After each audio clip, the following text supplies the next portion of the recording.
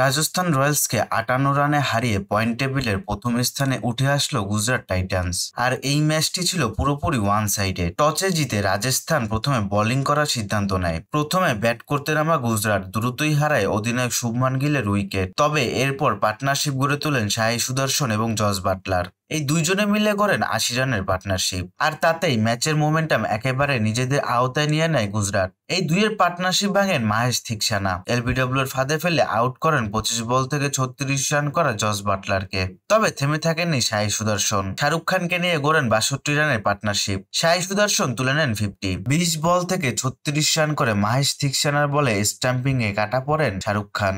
আর ৫৩ বল থেকে ৮২ রান করে আউট হন সাই সুদর্শন। শেষের দিকে রাশিদ খানের ১২ এবং রাহুল তিওয়াতিয়ার অপরাজিত ২৪ রানের উপর ভর করে ৬ উইকেট হারিয়ে ২১৭ রানে থামে গুজরাট। ২১৮ রানের লক্ষ্য তাড়া করতে নেমে নরবরে শুরু রাজস্থানের। শুরুতেই হারায় ইশাশ্রী জয়সওয়াল এবং নিতেশ রানার উইকেট। এরপর পার্টনারশিপ গড়ে তোলেন রিয়ান পারাক এবং সঞ্জু স্যামসং। তবে তা বেশি সময় দীর্ঘায়িত হয়নি। আম্পায়ারের বিতর্কিত সিদ্ধান্তের কবলে পড়ে আউট হন রিয়ান পারাক।